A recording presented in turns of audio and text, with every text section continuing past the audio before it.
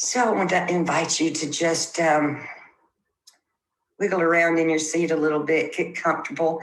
I'm just going to go right on into my talk this morning, and then we'll do a centering song and the meditation following the talk. So it's Sunday, November 8th, and the Sunday after election. It's been kind of crazy this week, hasn't it? I have been a student of Unity for about 30 years.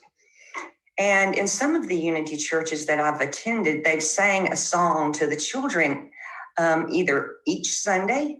That's the way Tyler did it when I was in charge of the children's Sunday school. Or they do it like the first Sunday of the month or the last Sunday of the month. And the children come into the sanctuary and they sing them a little song as they're entering and lining up front. And it's called Walking in the Light. And I just want to share it. It's a real short song, but I want to share it with you this morning because this is what's been on my heart this week. We are walking in the light, in the light, in the light. We are walking in the light of love. In the light, in the light, in the light, in the light, in the light, in the light, in the light of love.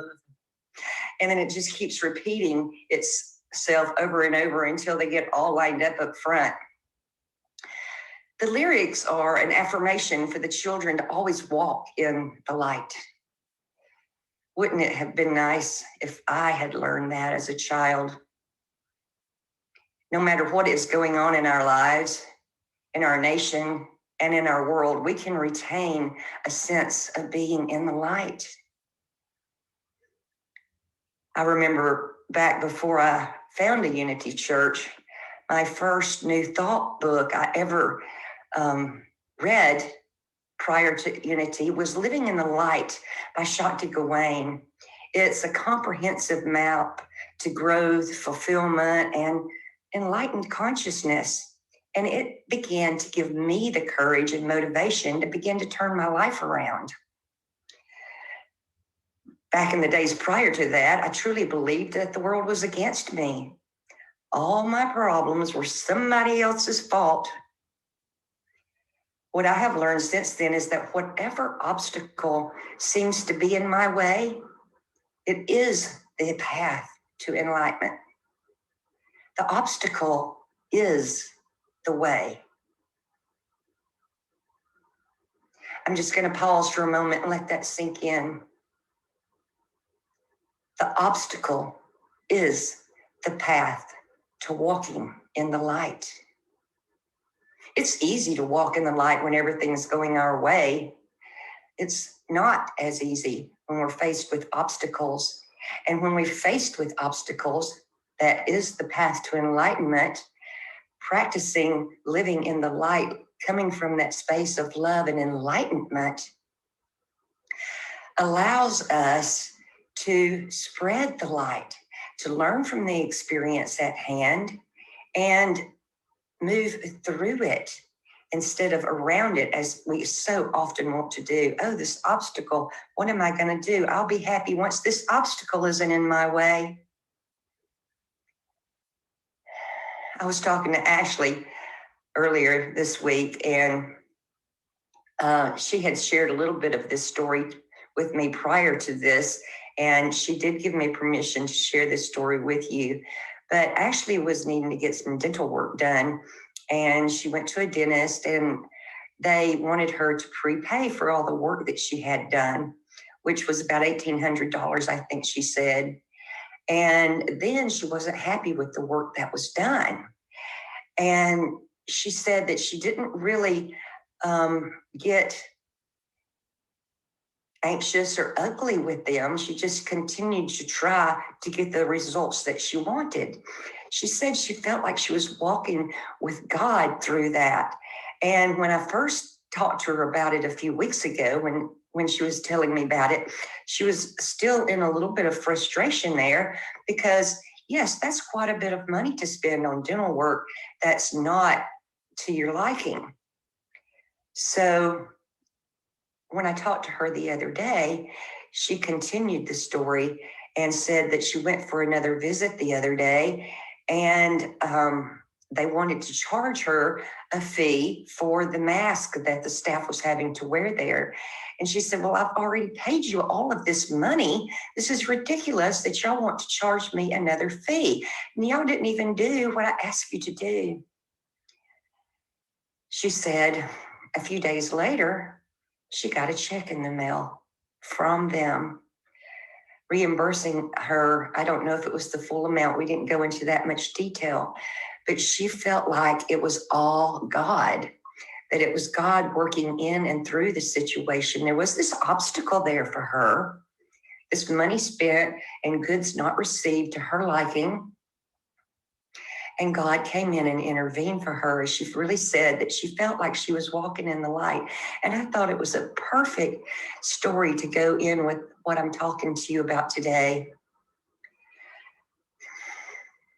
So, just real briefly, many of you know the story of my hardships about being ordained. They didn't accept me onto the path of ordination until a year after Ken's Rec, which was actually the week I graduated from seminary. And it's a 2-year process, the path is. And so my friend, Reverend Dale of Unity of Savannah, he said to me, I've heard you have to go through hell before they will accept you onto the path. In other words, I had to demonstrate that I could walk in the light through seeming hell.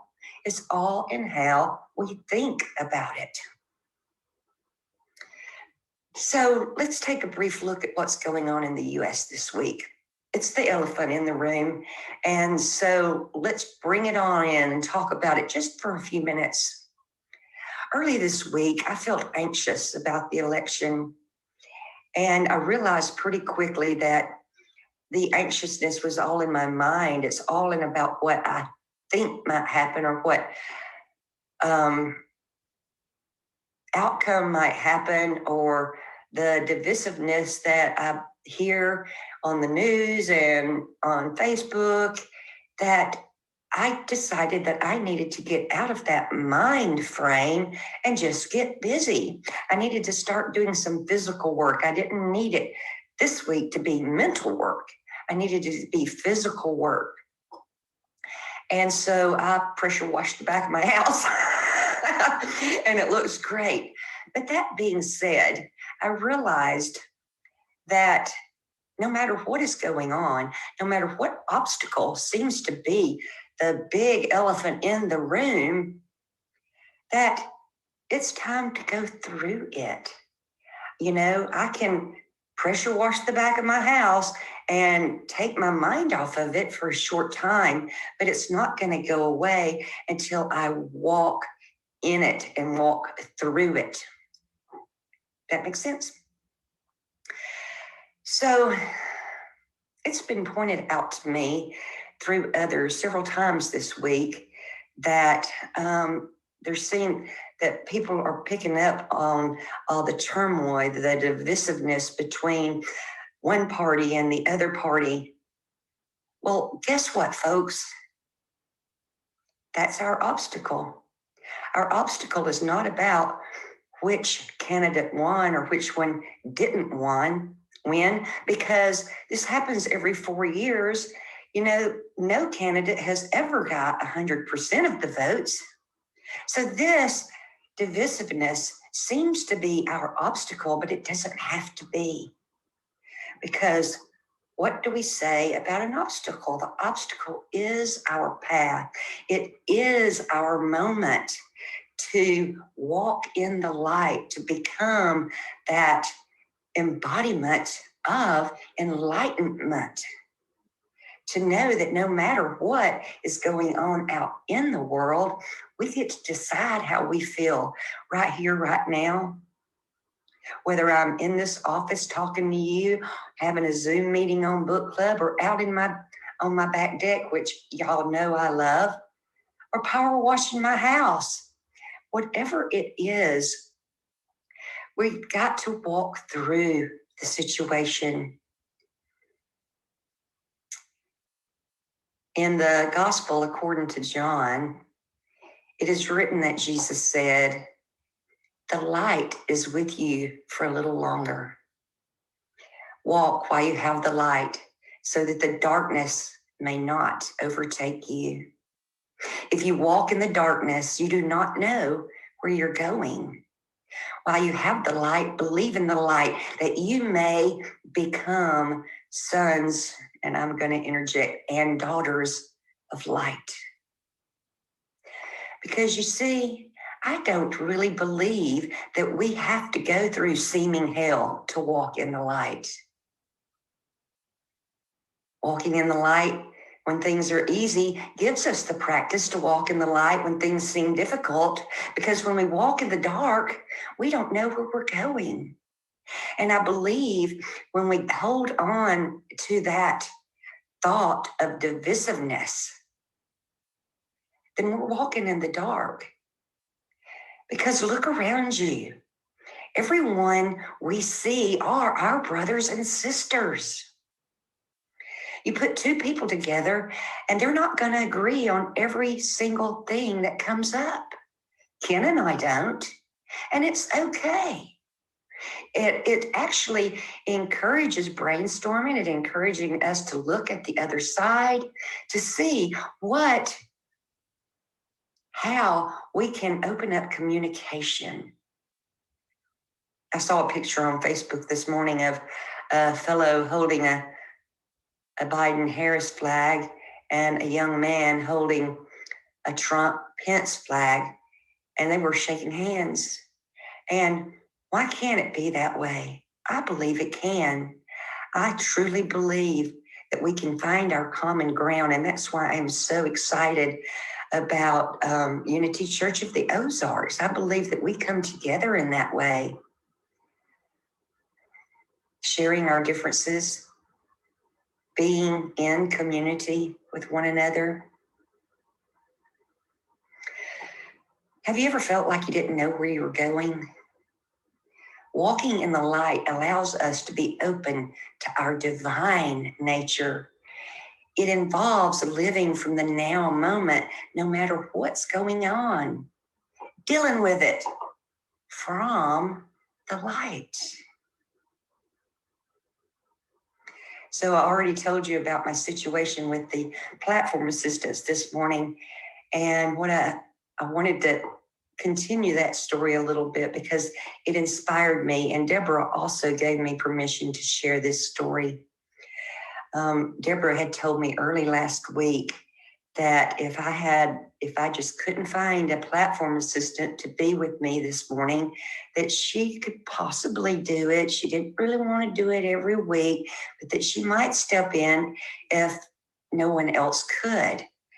And so after several phone tags and trying to communicate with my platform assistants and finally communicating with them and finding out the various reasons why today wasn't a good day for them to be the platform assistant.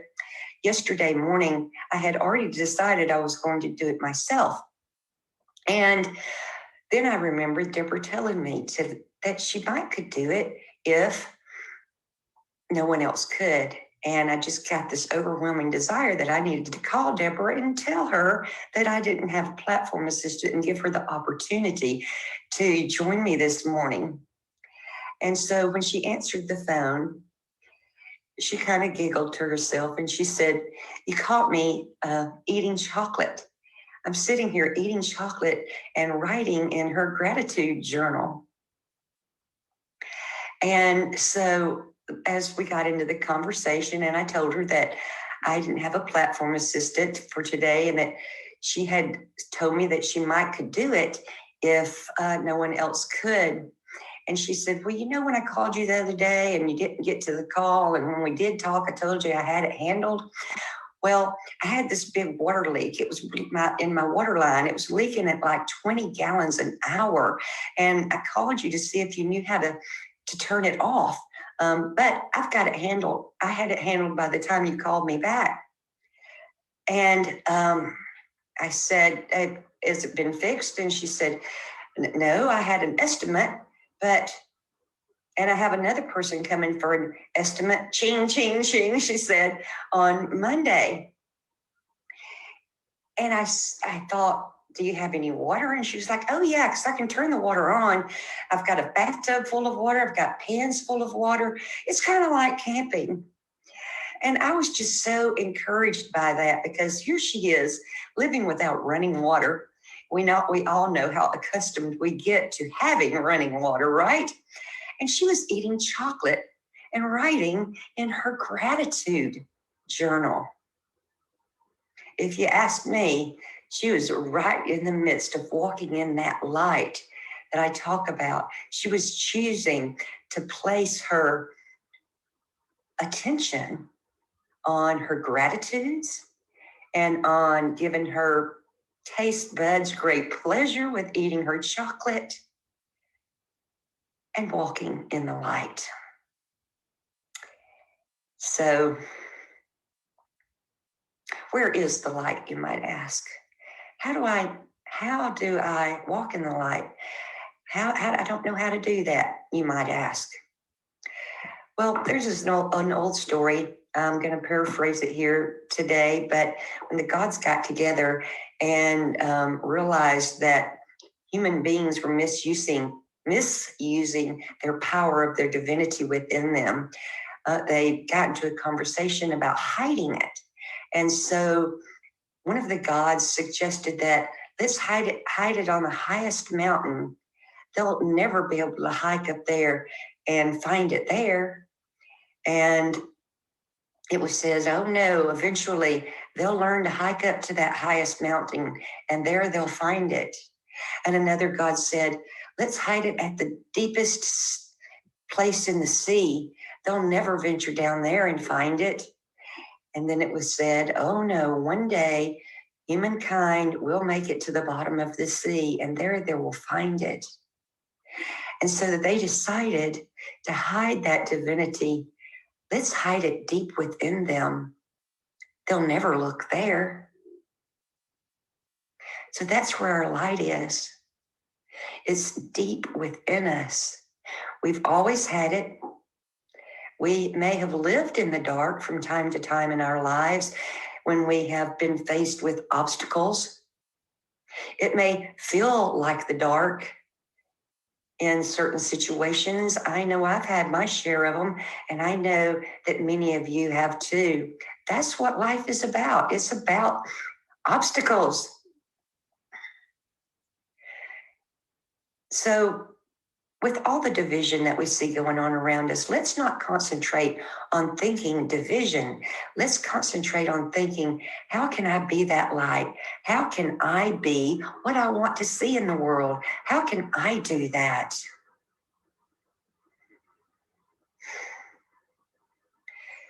How do we discover our innate capacity to connect on behalf of our shared future?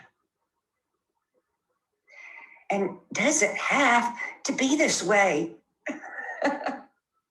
Because it doesn't really matter what's going on out there. What does matter is the choices that we make every day.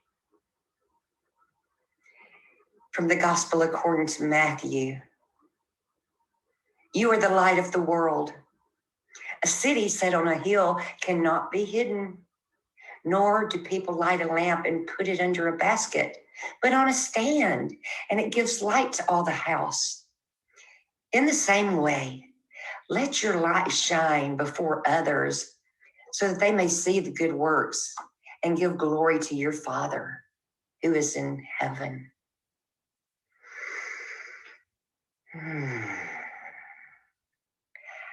I want to close today's talk by telling you one more story. This was forwarded to me by another Unity minister, and it was written by Steve Goodyear. I'm not sure who that is. Some of you may. He wrote, I appreciate an old Jewish story that tells of a rabbi who asked his disciples, how do you know when the night is giving way and the morning is coming? One of the followers stood and said, Teacher, Won't you know that night is fading when the dim light, you can see an animal and recognize whether it's a sheep or a dog? The rabbi answered, no.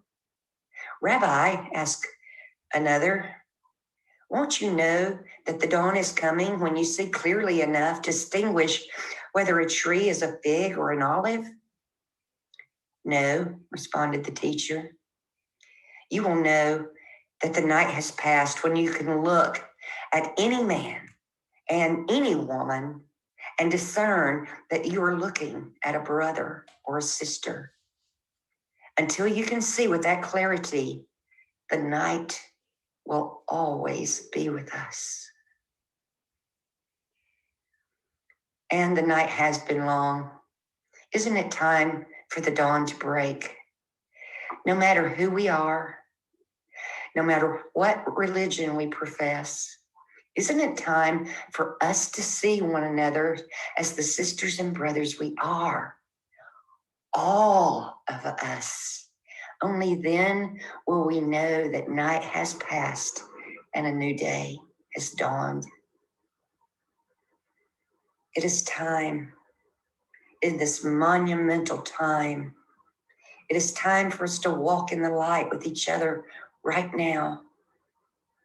Whenever there is an obstacle in our path, recognize that the obstacle is our path. And let's eat chocolate and write in our gratitude journal. Will you join me?